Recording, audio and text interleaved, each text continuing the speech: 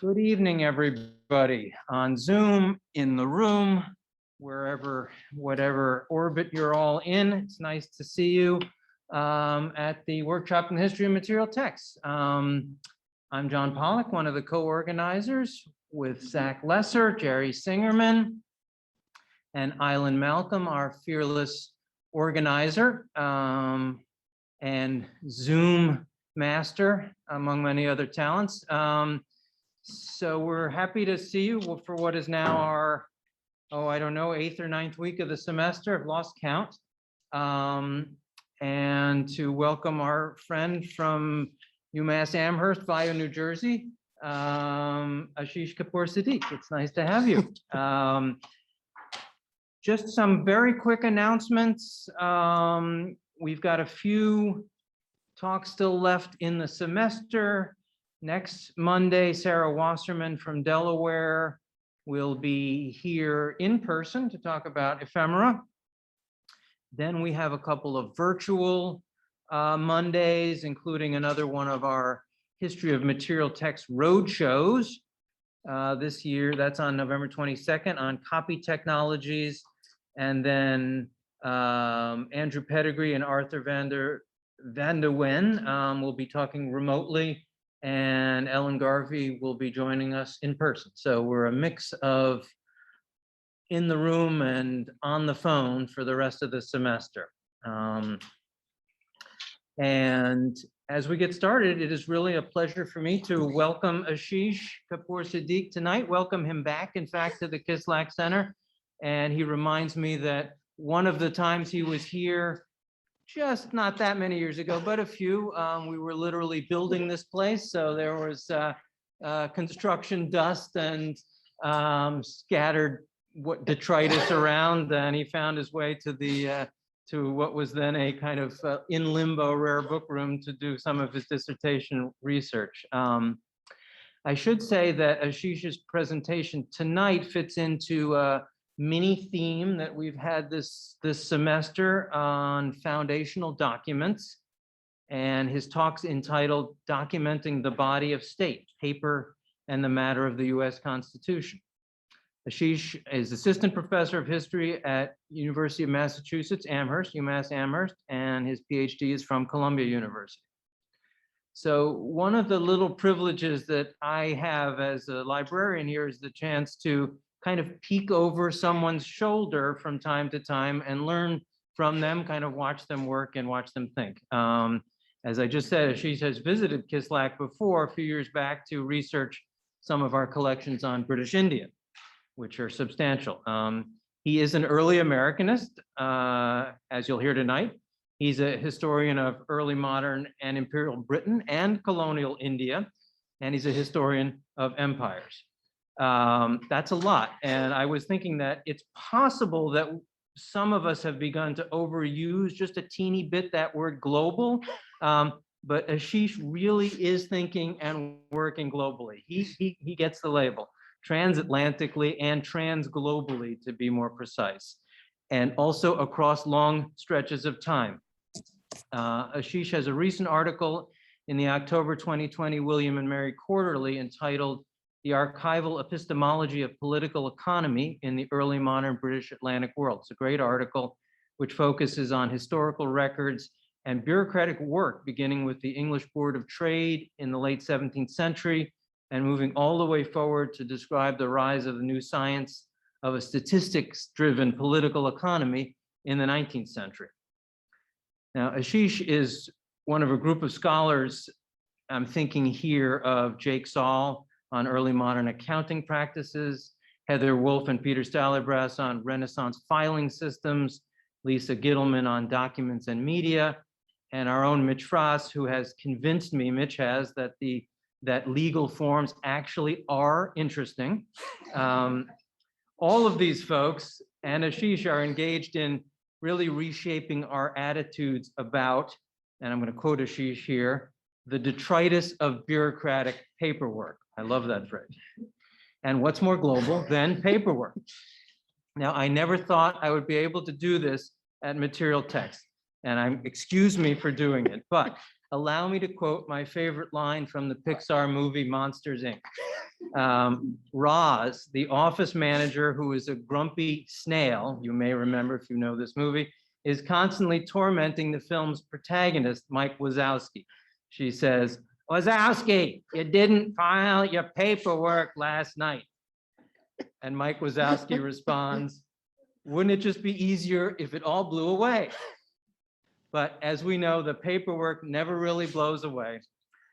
And we're going to hear from Asheesh tonight on the US Constitution, perhaps one of the most powerful bits of bureaucratic paperwork of all. So turning it over to Asheesh, and we're delighted to welcome him to Penn. Thank you so much. Well, first off, thank you so much, John, for the immensely kind introduction. That was just so kind and generous for you. It's such an honor to be back here. And I want to especially thank the organizers of this seminar for inviting me.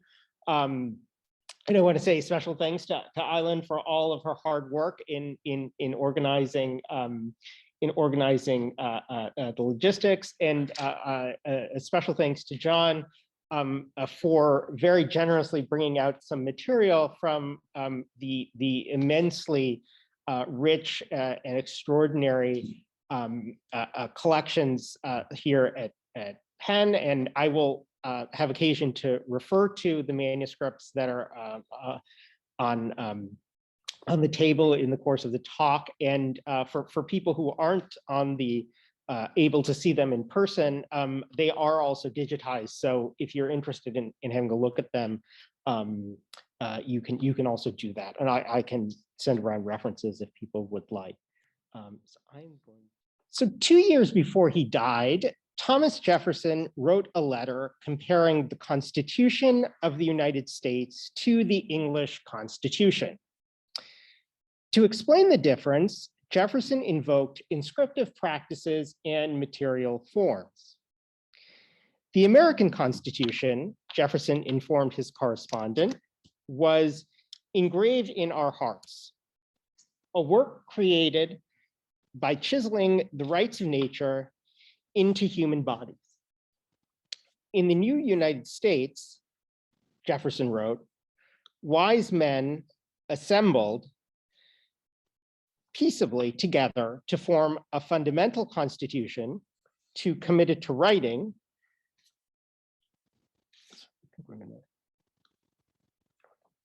To commit it to writing and place it among their archives. The American Constitution was an activity of human assembly that preceded both its writing and its archival conservation. By contrast, Jefferson wrote, the English Constitution was coextensive with the archive itself, for it could be found only by searching into musty records and hunting up royal parchments in a quest for the laws and institutions of a semi-barbarous ancestry. During the American Revolution, Jefferson suggested, royal subjects had transformed themselves into national citizens by reducing a multiplicity of constitutional texts to a single document.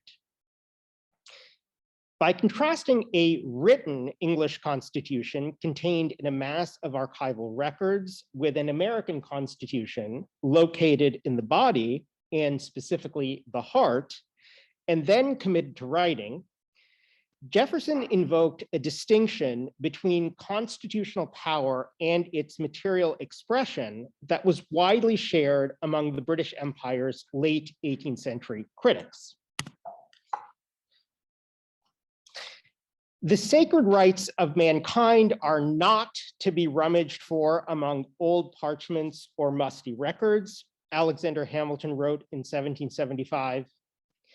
Instead, Hamilton asserted, these rights are written as with a sunbeam in the whole volume of human nature by the hand of the divinity itself, and can never be erased or obscured by mortal power. Other members of the revolutionary generation concurred. In the letters of Fabius, the Pennsylvania lawyer, John Dickinson, emphasized that the cornerstones of liberty were not obtained by a Bill of Rights or any other records, and have not and cannot be preserved by them.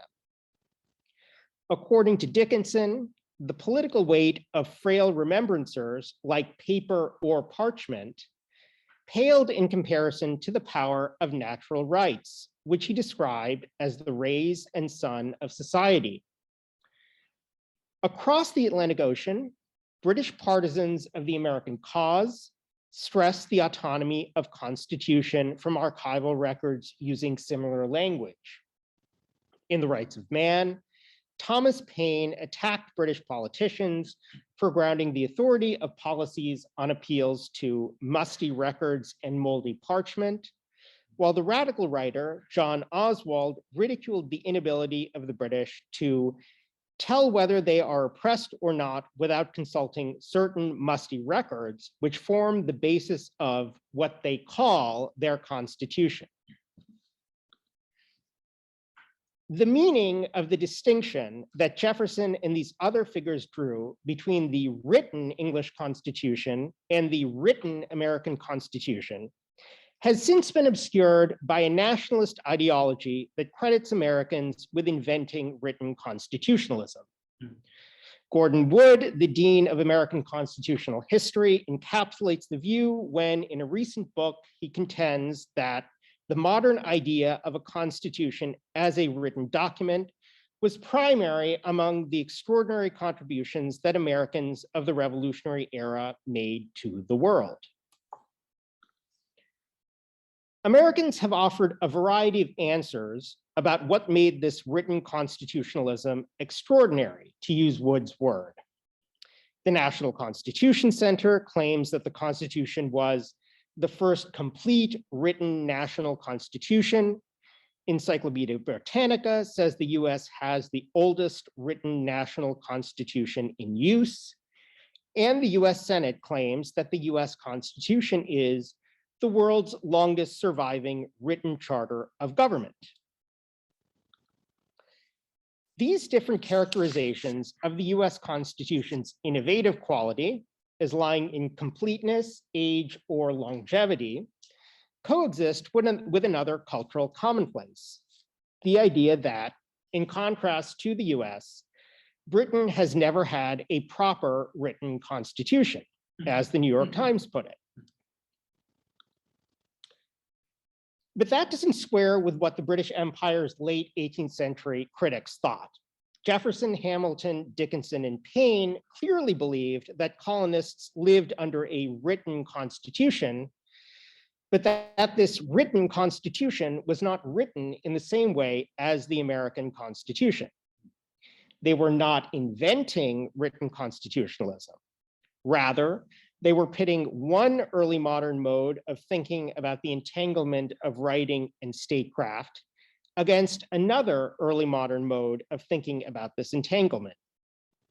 In this talk, I treat the making of American written constitutionalism not as a history of invention, but instead as one episode in what the literary historian Jonathan Senchen has recently described as the long history of worrying about the relationship between a political or communal body and the textual substrates that record, circulate, and preserve it. Americans sought to define their own modernity by consigning one of these early modern ideas of constitutional writtenness to the dustbin of history. Unlike other observers, I am not making any claim about the novelty or innovation about the writtenness of the US Constitution.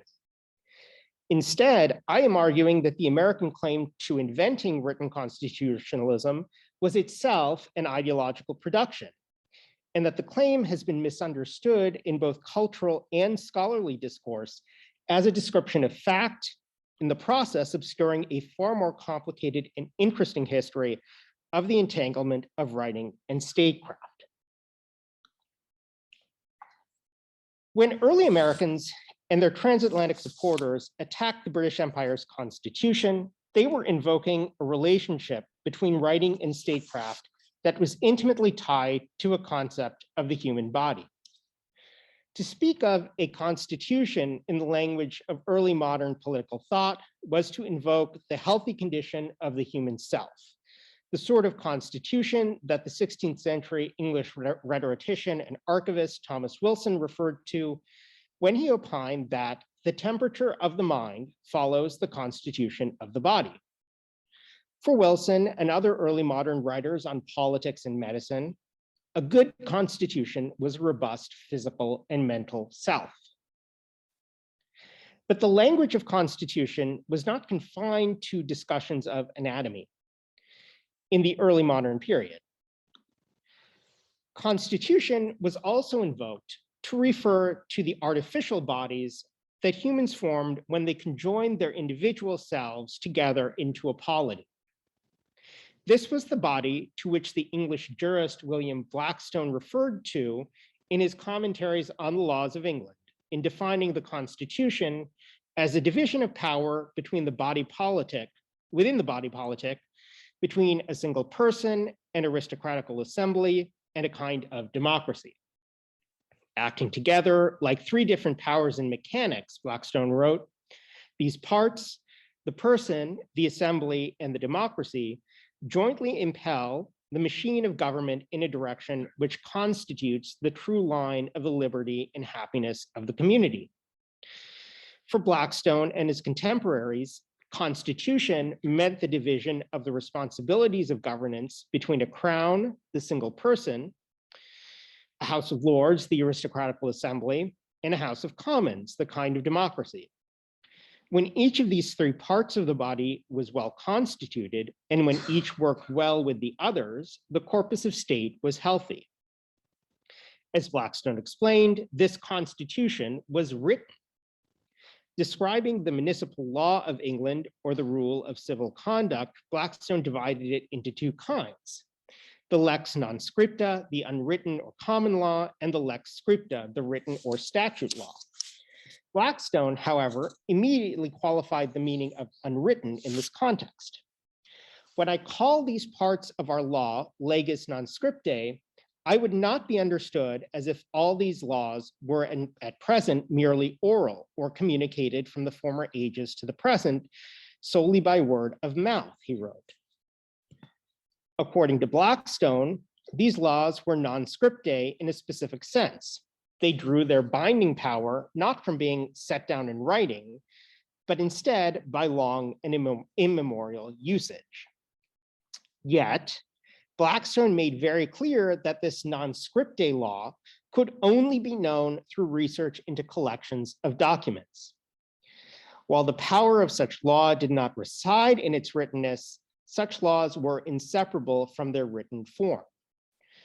The monuments and evidence of our legal customs are contained in the records of courts, he wrote, in books of reports and judicial decisions, and in the treatises of learned sages of the profession, preserved and handed down to us from the times of highest antiquity.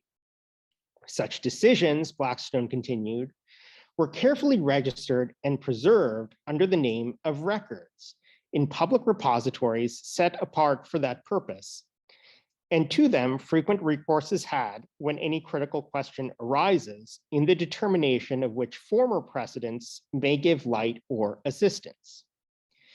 Elsewhere, Blackstone linked the work of the county magistrate as keeper of the peace, the very end and foundation of civil society, to his role as custos rotulorum, or keeper of the records of the county.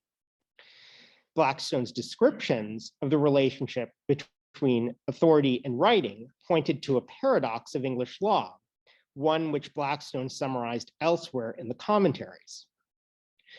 Law did not bind based on its inscription in writing, but it had no practical power of administrative enforcement without such an inscription, which was why the practice of learning out of records, archival research, was the font of the experience that enabled the practice of government.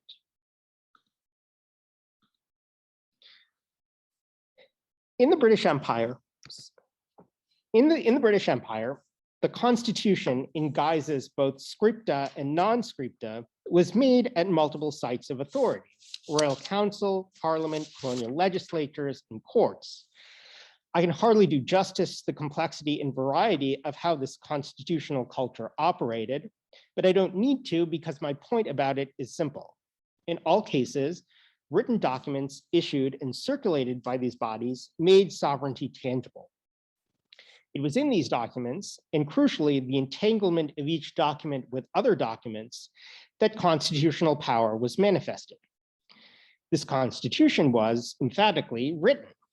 I want to briefly describe and demonstrate some of the forms that this written constitutionalism took.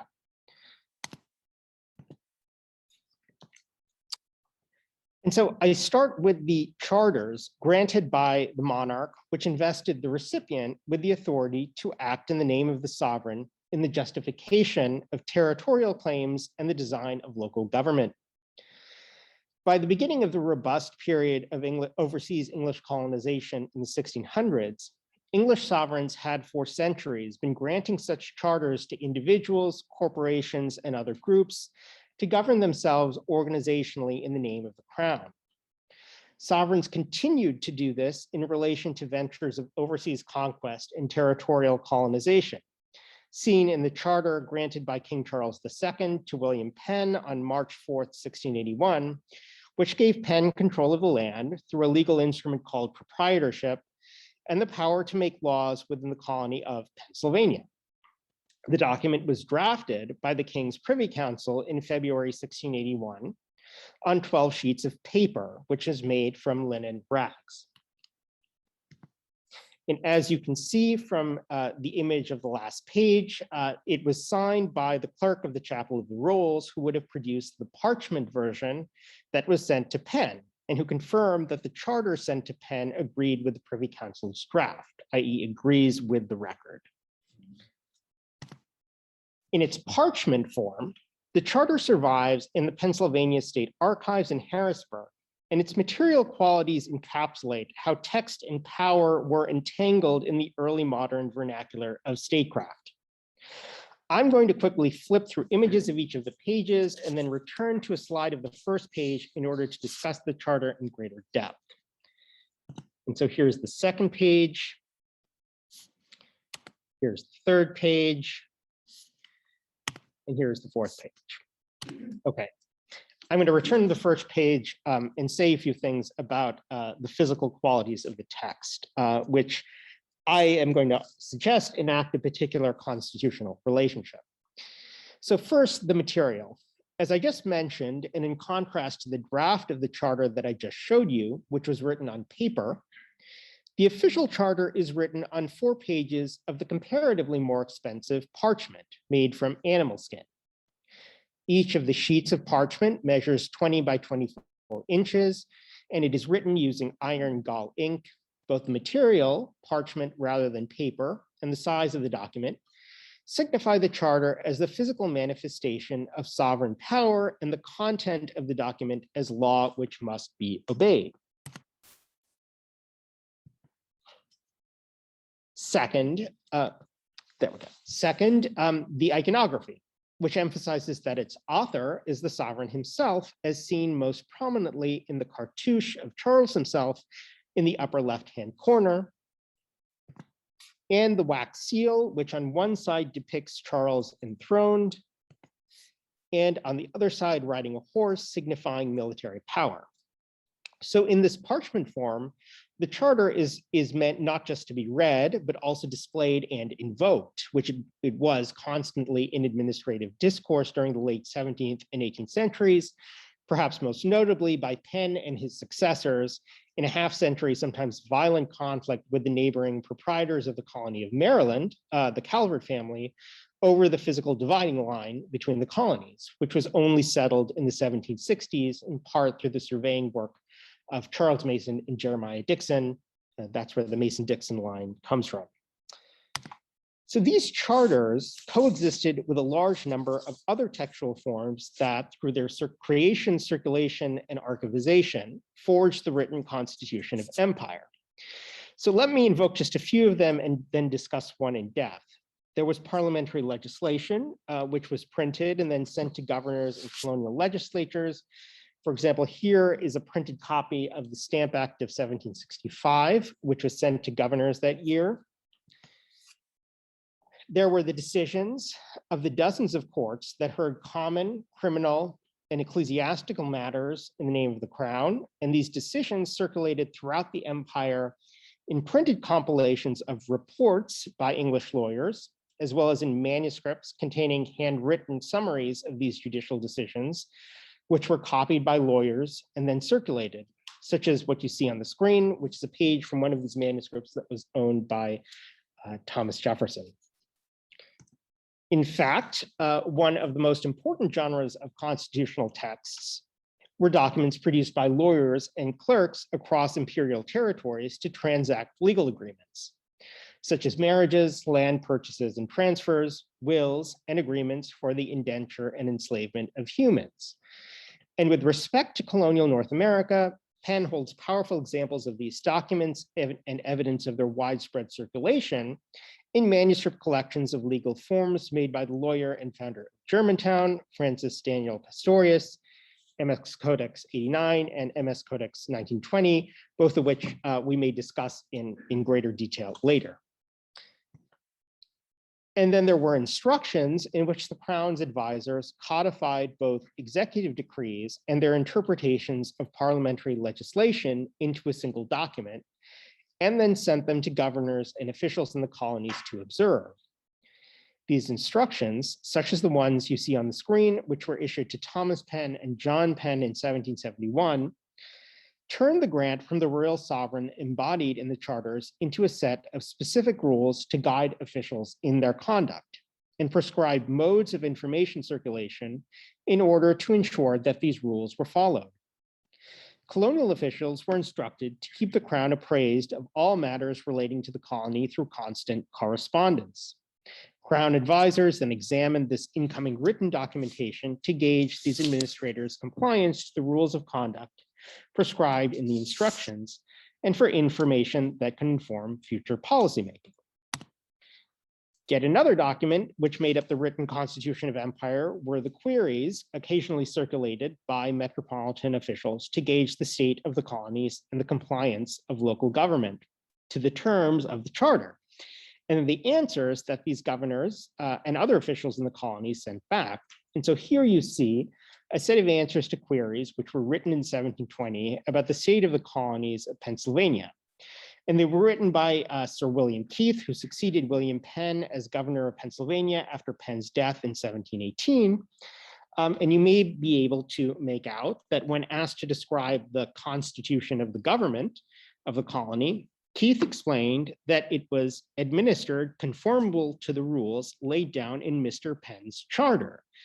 And he annexed a copy, which unfortunately does not survive. So the British Imperial Constitution was in these ways profoundly written and understood as such.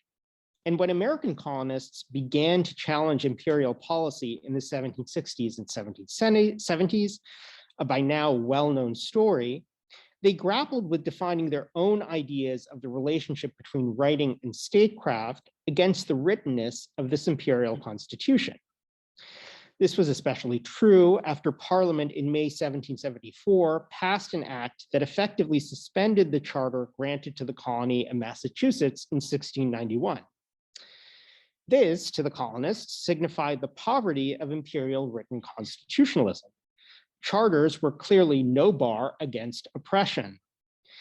The written civil constitution of the empire, namely the charters which encouraged our predecessors to brave death and destruction to establish colonies in the name of the crown, had proved insecure, all too easily annulled by devious politicians, they argued. The alternative was to define their own constitutional system as one in which the underlying principles could be expressed and secured by writing, but in which, early Americans insisted, the integrity of these principles were not contingent on their written expression, precisely the flaw that they alleged existed in the imperial system. Early Americans then understood the imperial constitution as written, but they sought to disinvest that writtenness of its power by defining their own constitution as written in a manner that separated authority from inscription. locating the source of that authority not in writing, but instead in natural rights. Not only that, Americans also sought to disinvest the written quality of the English Constitution of its power by dismissing its archival record-bound quality as primitive in contrast to their own single document constitution. They did this in order to try to recover a version of the English Constitution divested of its intensely material parchment and paper-bound qualities that they could then posit as a precedent for the abstract rights, liberties, and freedoms that they then claimed they secured in their superior single document US Constitution. A notable expression of this ideology comes from John Quincy Adams, who in 1791, many years before he became president, drew his own contrast between the written English Constitution and the written American one. Writing in the context of the French Revolution, Adams sought to defend the distinctiveness of the written American Constitution. There was never a people that had a constitution previous to the year 1776, Adams wrote. But the word with an idea affixed to it had been in use and commonly understood for centuries before that period. In this sense, Adams posited that Americans created the first written constitution, even though they did not invent it. He achieved this conceptual conceit by distinguishing the Constitution from its material form. As he wrote, the Constitution of a country is not the paper or parchment upon which the compact is written. It is the system of fundamental laws by which the people have consented to be governed, which is always supposed to be impressed upon the mind of every individual, and of which the written or printed copies are nothing more than the evidence. In this sense, Adams continued, the British nation have a constitution, one of principles, not of articles, that cannot be produced in a visible form. Note how Adams here collapsed the distinctions between material forms, paper or parchment, written or printed. If these distinctions held meaning in the context of the imperial system, as I argued earlier, here Adams divested the material qualities of the texts of their significance. It was this unwritten British Constitution of principles, one that could never be made visible, that Americans could recover as the precedent for their own constitution, while at the same time positing themselves as the inventors of a modern form of the written constitution. Herein lie the seeds of an origin story around America's constitution, based upon defining its writtenness as both extraordinary and distinct from the unwrittenness of its imperial predecessor. If American written constitutionalism began as an idea, it quickly became an ideology, and now it has become a mythology. What histories might be possible if we recognize the contingent nature of this story, and what political possibilities might emerge from disentangling principles and paper documents. Thank you. Great. Asheesh, thank you. Fantastic. We will take questions from the room. And if you have questions on Zoom, please use the raise hand function if you're familiar with that in the reactions, or you can pose a question in the chat if you prefer, and Island will read them out. So let's start with the room, and Zach. That was great, thank you. Really interesting. I had a couple of thoughts. First, on the last slide, I love what you're saying about the kind of contingency of that moment, which seems to me embodied by the fact that Adams is saying no country had this constitution. But he's not talking about the date of what we call the Constitution, right? So he's thinking of the Declaration as a Constitution. Yeah, which strikes me as kind of a perfect encapsulation of what you're saying. Like, you know, when I was in grade school, I was totally taught to distinguish those two documents. The question I had, more of a real question, was it's very striking in the opening how many of the early quotations you get use that phrase "must be" record. And I just wonder if you had further thoughts on the word "must be." You know, what kind of work it's doing. It seems like they're not so much distinguishing written from unwritten the way you're saying mythology does, but there is a kind of modernist claim. Yes. versus this archaicism of the British Constitution? I don't know. It's a literary question. Yeah, no, I mean, absolutely. I think that, yeah, I mean, I think that there is a lot more, I mean, the musty actually is something that I haven't quite been able to figure out exactly, because I mean, I think that there is definitely, there's something, I mean, it seems like there is some kind of idea of a sensory experience there. And it's interesting because I'm not, my sense is that it probably comes in their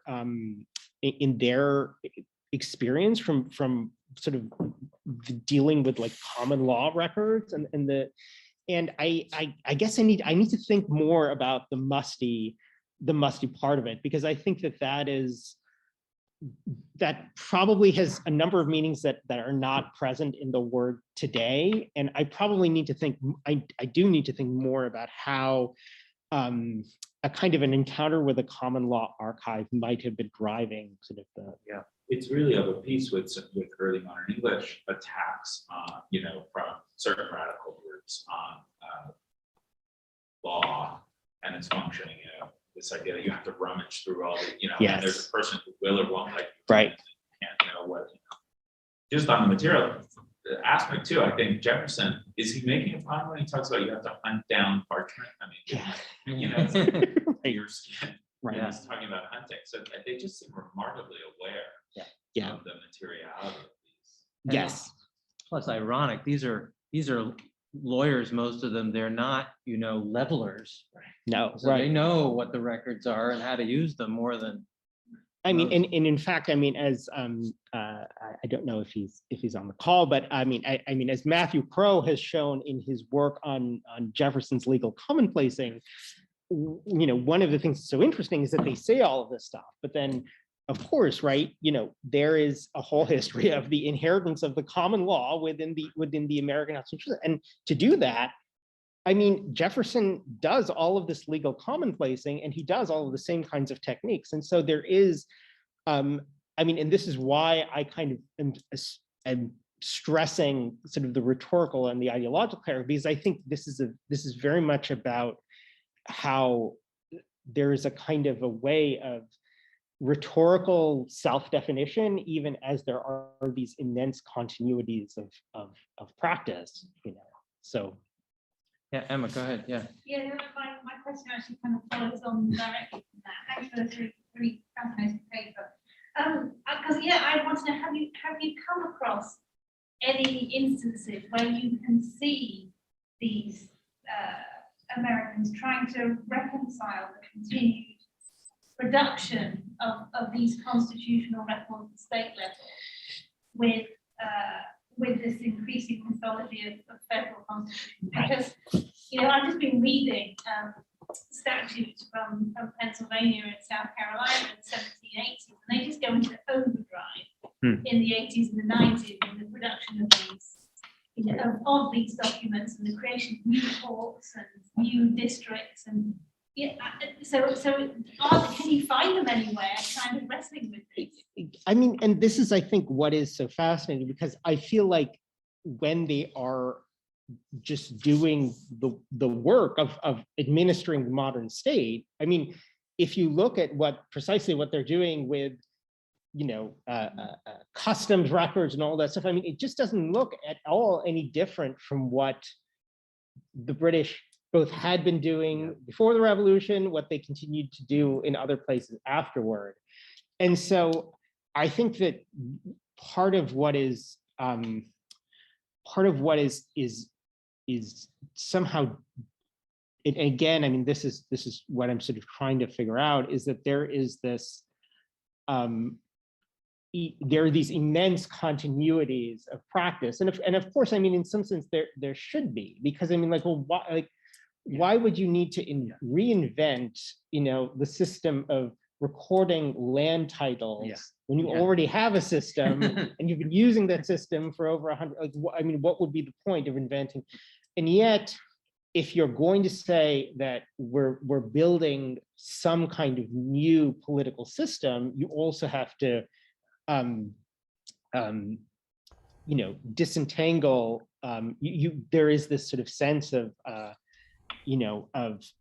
of disentanglement. The other thing that I didn't have a chance to talk about is that I think that one of the things that I also wonder is that the extent to which, particularly in the case of how somewhat toward the end of their life, people like Jefferson are trying to present this story in this way, is I think not just an idea of sort of invention, but it's trying to say that American written constitutionalism is sort of the origin point for everyone else who then goes about writing constitutions in France or in Haiti and elsewhere. And I think that my sense is that kind of contributes to this building of this mythology that then we have sort of made into our own sort of origin story, I think, as historians. I think Jermaine had a comment on Zoom about musty records. Oh, can you hear me? Yes, we can. Oh, great. Okay, I think they actually were musty. The reason being that if you go back and trace the history of, well, what ends up is that wonderful place in Kew where we go to look things up. In the period of which you're speaking, they were all over the place. They were not properly collected. Those that had been collected were lying in the basement of Palace of Westminster or whatever served for it at that time.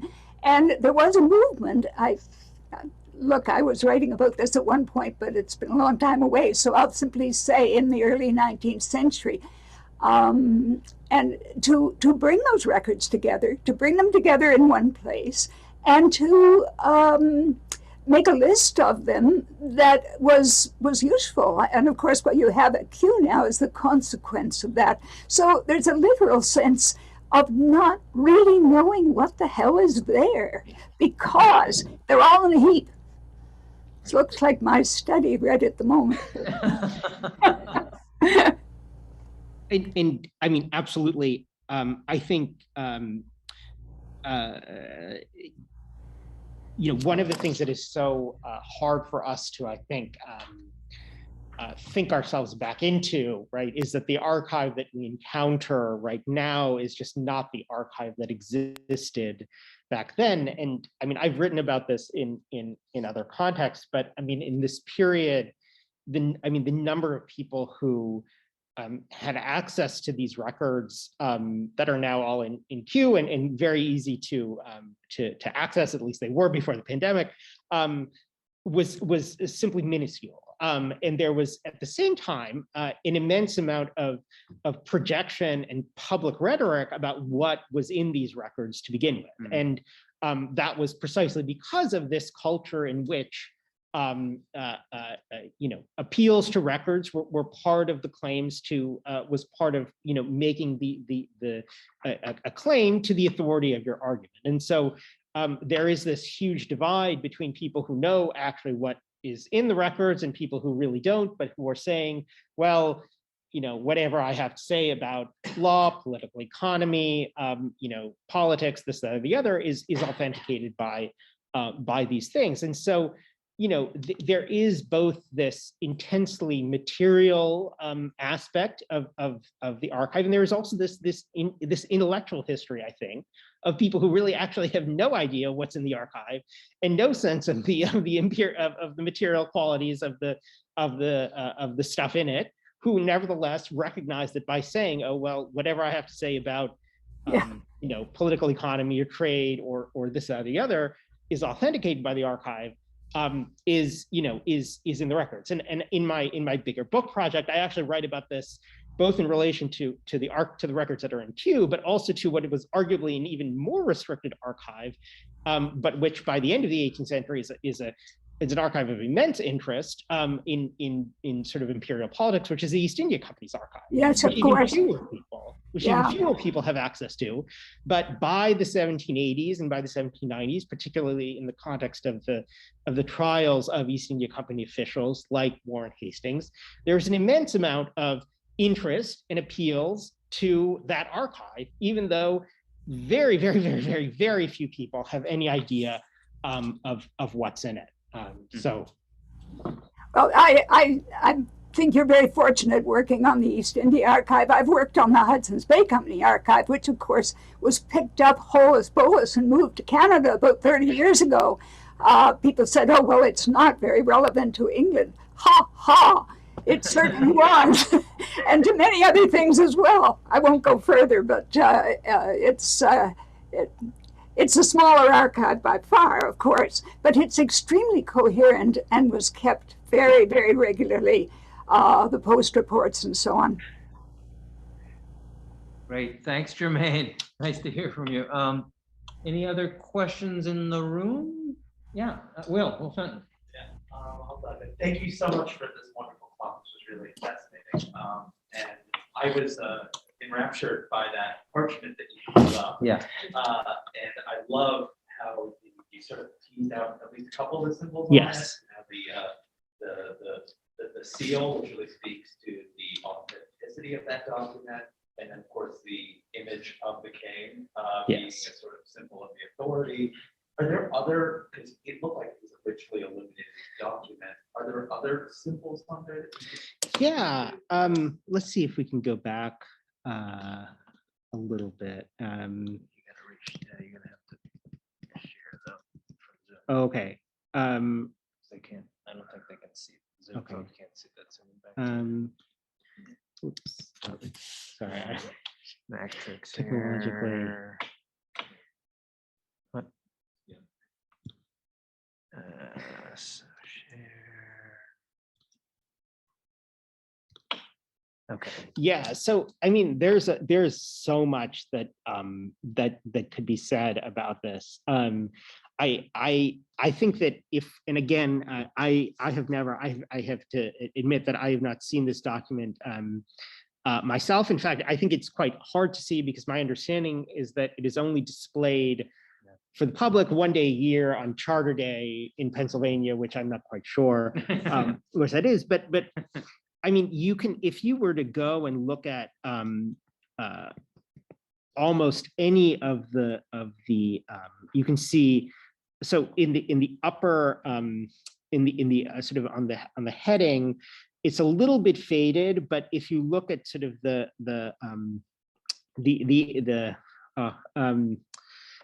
area around it, sort of the symbols, there are the crown. I think it's the crowns of at least of England, Scotland, Wales, which is sort of symbolic of the fact that we're talking about the person who's the king of the entirety of this expanse. I am not sure if, so a lot of these symbols, so there are a couple of places where I think lions appear, and lions are very symbolic of Charles's own of his own status. And so I think there are 2 points to say. First of all, every part of this document every part of its material qualities are significant. And I think not only that the people who are part of this administrative culture are all speaking the same vocabulary. So they know what the meaning of all of these symbols are, and they carry a great deal of, they carry a great deal of weight for them. And the other thing to say, I think also about, also about this is that it's, and this is something that I sort of write about in the book project. I mean, this is, I think it's hard for us to when we encounter these documents, the archive, to fully conceptualize that this is like, I mean, receiving the charter is like, in some sense, going to court and like literally being in front of the sovereign and like literally having this bestowed on you. And so it's filled with this immense amount of meaning around sort of the performances and courtly culture. And this is certainly not an argument that is original to me, but many people who've written about sort of early modern systems of paperwork, have made the argument that one of the things that paper ends up doing is, as one moves from sort of the medieval period to the early modern period, and states are operating increasingly greater distances, is that it materializes these relationships of sovereignty. But it doesn't do. But I think one of the important things, and this audience is, I think, is sensitive to this, is that it doesn't just do that by the content of what's written, on the document, and it certainly does, but it also does by all of these other qualities that sort of I've been talking a little bit about. And you called it official when you Yes. called it the official version, even though it's not the first version. Yes. And And because there is a version, I mean, there is a whole drafting process, and these documents are in that drafting process studied extremely carefully, and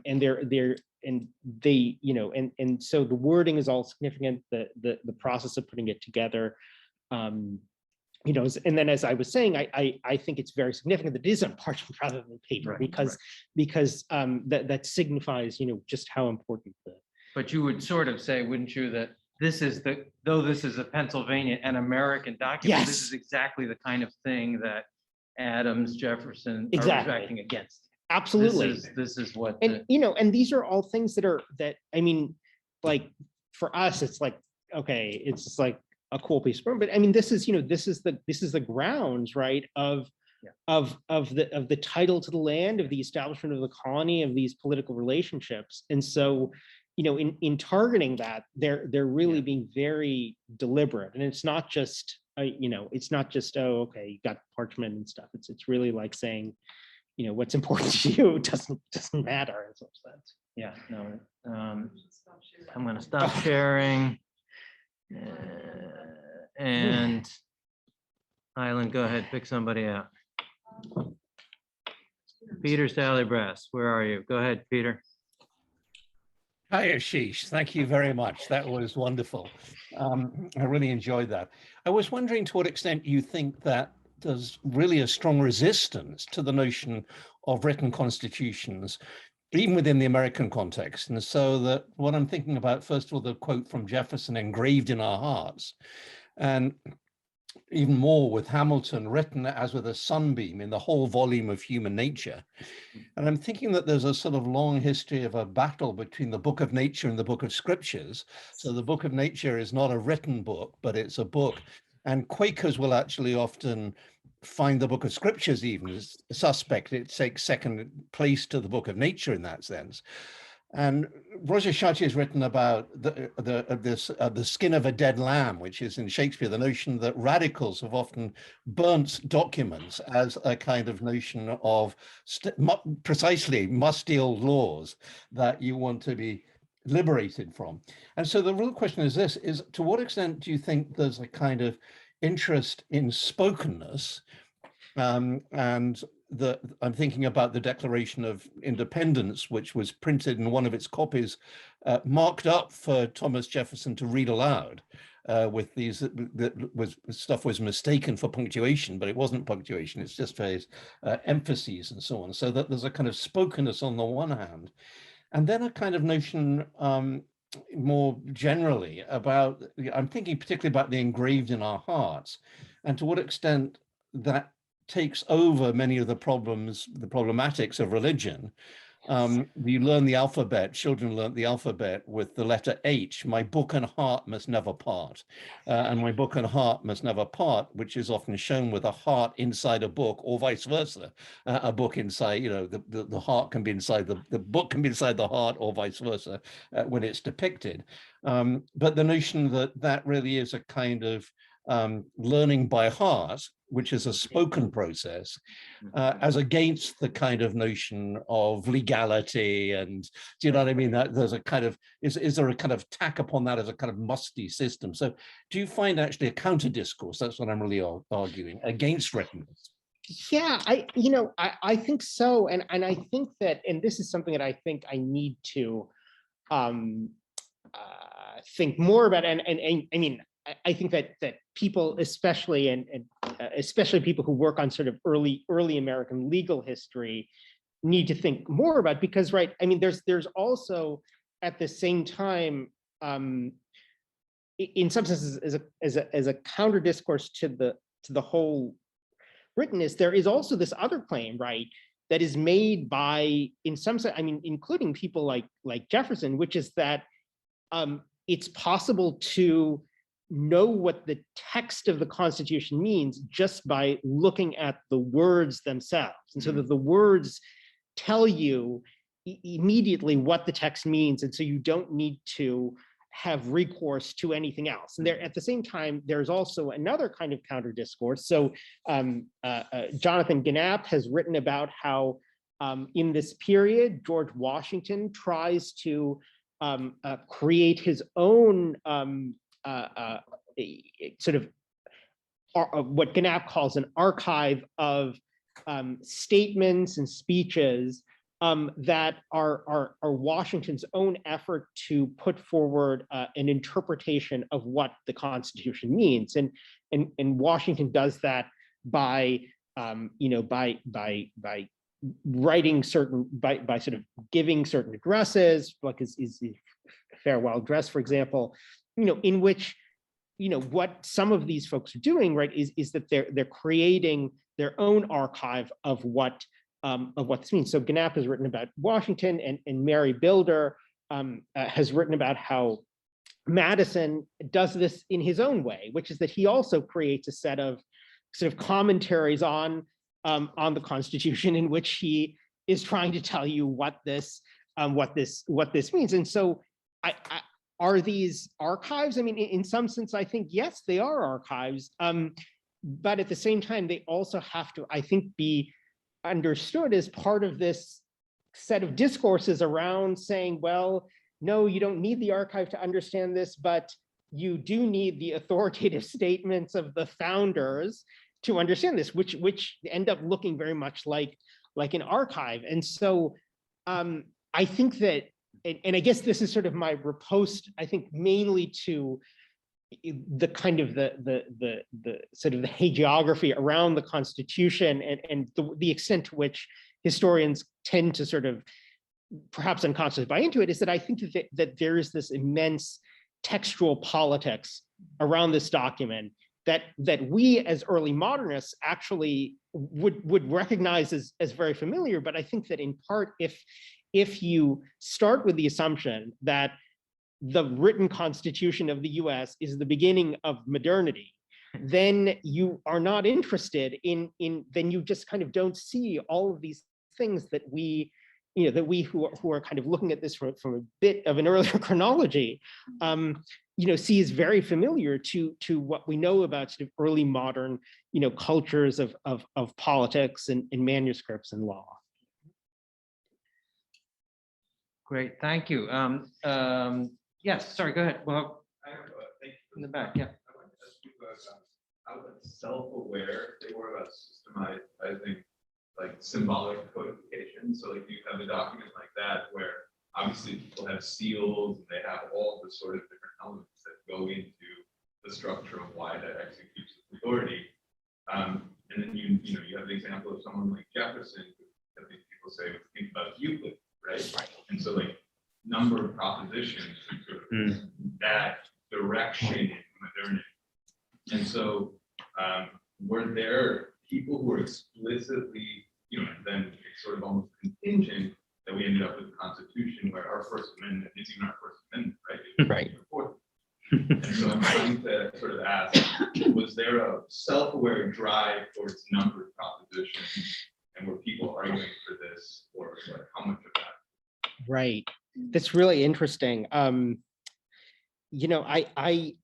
hadn't thought about that, but that is extremely that is very interesting. I mean, one thing I will say just off the top of my head, because when you mentioned sort of codification, I mean, there was no time for it in the talk, but there is a movement that happens in the early Republic that is about claiming the common law as the sort of the basis of American, the American system of justice, but, and this is the but, of codifying it, and what codification means in that context. And there are people who've written about really well about the codification movement in the early republic. But one of the things that's interesting about, and there was no time for it in the talk, but I've been working on it in a separate paper, is that the people who want to codify the common law are all about saying the common law is great, it's fantastic, but the problem with it is that it is too archivally bound. It's too, why should you have to go to an archive to figure out what this is? You should just have it printed in a code, and the subtext of that is always by authoritative interpreters of that sort of thing. And so there is that. So I do think actually that people are very self-aware about this system, about that process of systematic codification, because it ends up becoming part of the of the movement to reform common law, and people have written about that, and I think extremely well. But what I don't think has been sort of explored about that is precisely that there is this intensity of awareness about the archivally bound nature of these things, as you would imagine there would be, given that, to practice law, you really have to be able to manipulate these kinds of texts. So, and people trying to enumerate things presumably would have been aware of context like the French, where absolutely, you strip it down to zero, and absolutely, you really do exactly start with numbers. Exactly, right. The most radical of all. Mitch on Zoom. Thanks, Asheesh. This was fantastic. I'm here for any connections that paper makes between the parts of the English legal globe. I had a question, regardless of the fact that the new Constitution was sort of engraved in the hearts of men. The Constitution and the Declaration and other documents of the Republic were also written documents, and I'm thinking here of that recent thing that Allen and Sneff wrote on James Wilson's parchment declaration, and wondering what ways early American government and legal elites embraced the material forms of the mustiness and went out of their way to record, like in Wilson's case, he was a nut apparently about, at least they assert, about the Declaration, and wanted it recorded on parchment and hung up in buildings and at the Bank of North America. Sort of curious how some of the older documentary mustiness crept into this new written Constitution. Yeah, first of all, hi, Mitch. It's great to see you. Yeah, I think absolutely. I think that especially as Alan and Steph have shown. I think that there is this this other aspect of it, which is that people in the early Americans really also want the as much as they are aware, and precisely because they are aware of this prestige culture around documentations and about how if you write something on parchment, it looks really fancy and it can be displayed in a way that sort of encourages worship. Means that the embrace of mustiness, as well as the denigration of mustiness, are part of this strategy, this politics of text making, and and sort of this politics of material texts in the period of the in the period of the Revolution, and then in the early Republic. And I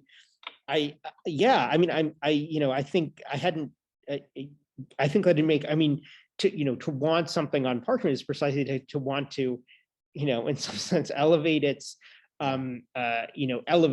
its authority in the, and I want to also just make one other point, because I think that the Wilson on the parchment connects to something else, which again, there was no time to talk about it, but one of the things that I didn't have time in the talk to say much about, but that I do look at in sort of the broader project, is that even as a lot of these figures are sort of denigrating these appeals to the archive as a way to sort of make authority, you know, a lot of them engage in some of the same kinds of practices at the very same time of collecting documents and then trying to publish them to sort of found a to found a basis for you know, for their own claims of sovereignty. And there wasn't time to go into it, but Adams, for example, at one point, I think it's in 1782,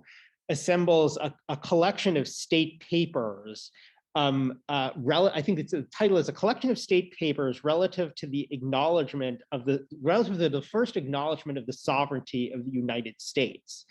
And what he's doing, I think, is that he's trying to publish these so-called state papers of, I mean, it's sort of like Congress documents, all this kind of stuff that he assembles together in order to essentially say to the European state system, which of course, you know, you publish state papers and you try to circulate these sort of like printed types of manuscripts to authenticate the, you know, the ancientness of your state establishment and of your constitution, that Adams essentially tries to do the exact same thing for, you know, for the Americans, even before there is a, you know, there is a federal constitution. And so there again, I think you see the extent to which these figures are so deeply immersed in this early modern discourse and are trying to use it and manipulate it in order to both gain legitimacy for their form of government in the eyes of people who are, you know, who do the state papers thing,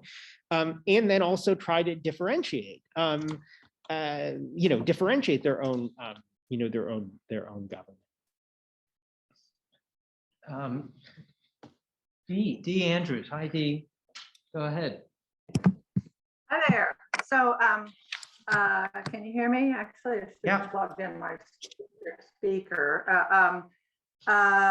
This is just absolutely wonderful. I can't tell you how great this is because the fundamental problems in American constitutional history has been what, you know, I mean, maybe weird to say this, but the reification of the American Constitution as somehow certifying sovereignty when you're working with this federal system with all these printed state constitutions. They're essentially doing the same thing, especially vis-a-vis your thesis. And then people wonder why there was such confusion in the years before the Civil War as to where the real sovereignty lay. So there's just huge amounts. It's so important to get this right. And I was actually listening to Linda Colley on the Washington History Seminar this week.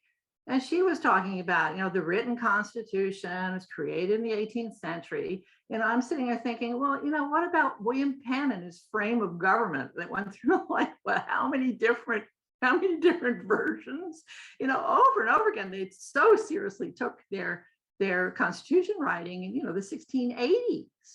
So, so my question is slightly different. It's about the framers. Do you feel that people like Madison began to withdraw from the natural rights argument and began to use Constitution printing as a means to establish the certitude of printed law? Because natural rights is so very, very dangerous. And I'm thinking especially of the Bill of Rights, which is now interpreted by so many people as if it were natural law. And the Second Amendment is a classic example of this, whereby gun rights advocates see this as an essential human right.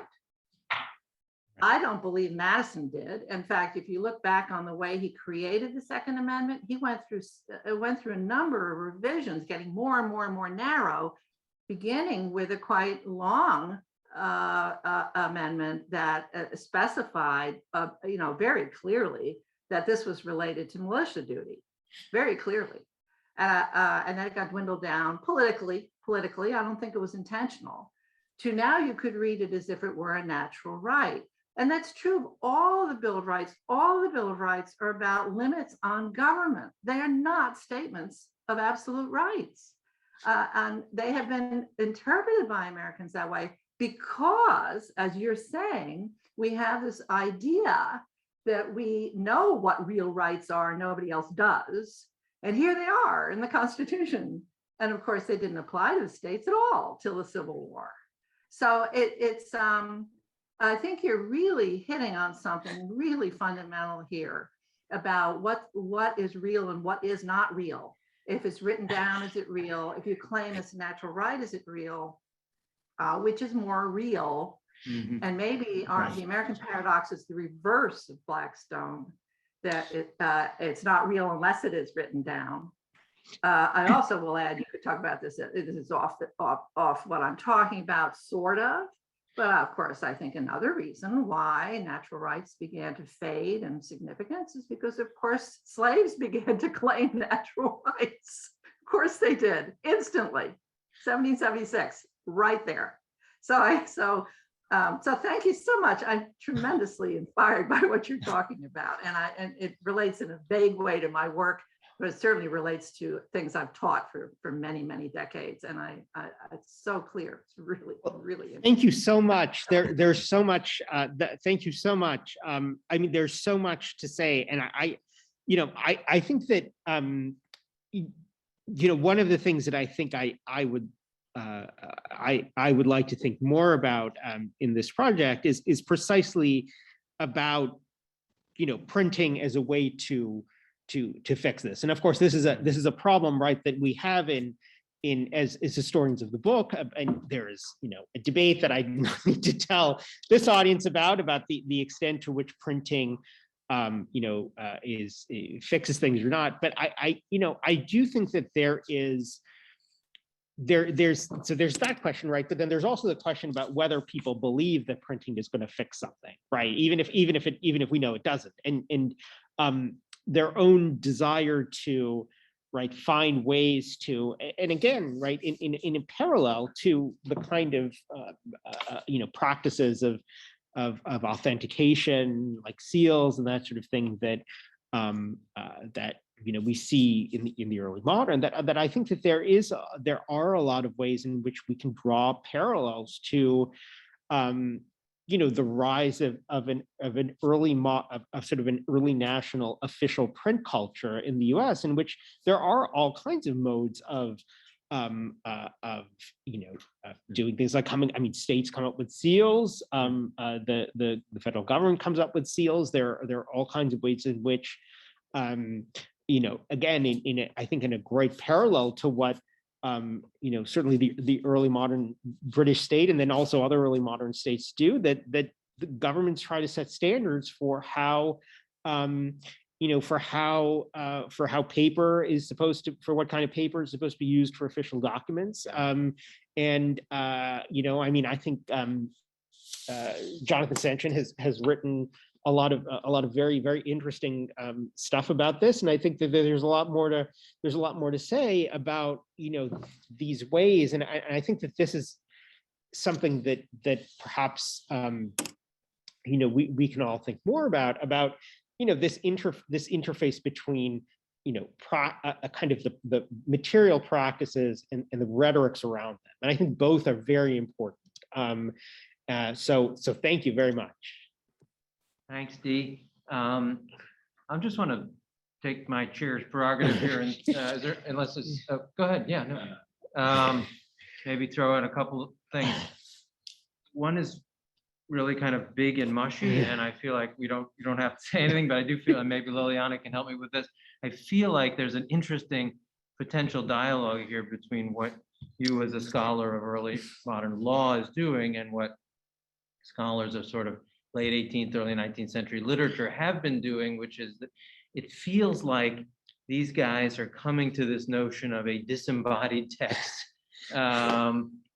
much like, Kant is going to come to a notion of a disembodied text, whereas, somehow there is a free-floating thing, a text, we can call it, that is distinct from its material embodiment, and yet, yes, and you can almost see it being conjured in some of that rhetoric you shared with us for very explicit and political ends at that moment. But I do feel like there's a strange way in which that 18th century you know, and they're not separate worlds, law and literature, as we Right. know. So it feels like we have separated them, and Yes. maybe that sort of scholarship on book history needs to think a lot more about what you're doing. I'll have another point too, but Liliana, go ahead. I just want to follow up with what you said. Naively, you might think about text as being written text, as being the visible. And I think what you have shown us is that visibility then means something else. That the embodiment of the word, and the presence related to presentation, can be much more visible than something that was lost in the bureaucrats. Yes. Yes. Yeah. And that kind of links, I think, with what you said about the visual nature of the documents. They have to be displayed and seen. Yes. And so there is a kind of parallel between the presence of the body and the presence of the document with the ornamentation. It's sort of like they go back and forth, you know, there's the presence is vital, and yet that great quote, you know, it's not the paper or parchment. Yes. The presence is Yeah. absolutely the least important thing. Yeah, and I'm just going to add to this in a different version of this paper. I excised it because there just was not time. I went back and I looked at, I kind of took the old republicanism framework of all of this, and I went back and I said, well, okay, so, you know, Pocock and Balin and all those people back in the day said, well, where did all of this sort of political thought come from? And so, you know, there was this whole debate in early American historiography. Is it republicanism? Is it liberalism? Is it Locke? Is it Harrington? Is it somebody else? Incidentally, if you go back and look at essentially any critic of royal government, including Harrington and Locke, they all say very much what sort of Jefferson and the others people say. They say, you know, if it's written, that doesn't mean it's law. And my theory about this is that they're all responding to Hobbes, who really does say in the Leviathan, usually in the parts that we don't teach or read, is that when it's when the sovereign when it speaks and when it's written down, it is the law. And Hobbes, and in another version of this paper, I go and I look at there are these whole parts in Hobbes where he takes the body politic sort of language and he does it with text, and he talks precisely about written law as the circulation, as something that literally binds the body of the sovereign together, and that when the sovereign writes something or speaks and it's written down, it is he says that in older times, it used to be that before civilization, people used to just speak and that was law, but now we have writing, and so when it's written, and I mean, I think that, you know, the part of this is, I think, about the visibility of sovereign reason tied to a certain idea of what that visibility means in relation to writing. And so in some sense, and again, to kind of go back to sort of this sort of the politics of the text, I mean, part of the conceit here is to say the Constitution isn't in the written documents, but we can display, you know, we can display a copy of the Constitution. We can say this is our own version of the visibility of sovereign reason, while at the same time saying that, well, but it's not, you know, it's not like some royal colony displaying its charter and saying, well, you know, the king says that I'm in charge, so I'm the governor and you have to do what I say. And so, yeah, so I think that they really are thinking about this textual culture, and then they're really trying to sort of play around with it. And I again, and this isn't part of the paper, but I do think that this is inflected very much actually in political theory. I mean, in his wonderful, absolutely wonderful book on paperwork, Ben Kafka argues that in some sense, he says that political thought was actually confounded by its encounter with paperwork. And it's a wonderful book, but I actually don't agree with that. I think actually that thinking about politics in the early modern is very much actually about thinking about its paper-bound qualities and its material qualities. And there's an extent to which that a lot of the people who write about the history of political thought aren't particularly interested in that part. And so we just kind of don't read about it in the scholarship. But I do think that there is a lot of opportunity for people who are interested in material texts to go and think about how some of these connections might have worked. I mean, all of the major, take any major political thinker, and you'll find that they were probably working in some kind of bureaucracy, Machiavelli, certainly Locke, certainly Hobbes. I mean, they're all bureaucrats. They're all very much aware of what it means to transact paperwork. Yes. Well, there's a lot more to say, but I think we should leave it there because you've made an eloquent case for material text, and that's why we're here. So thank you.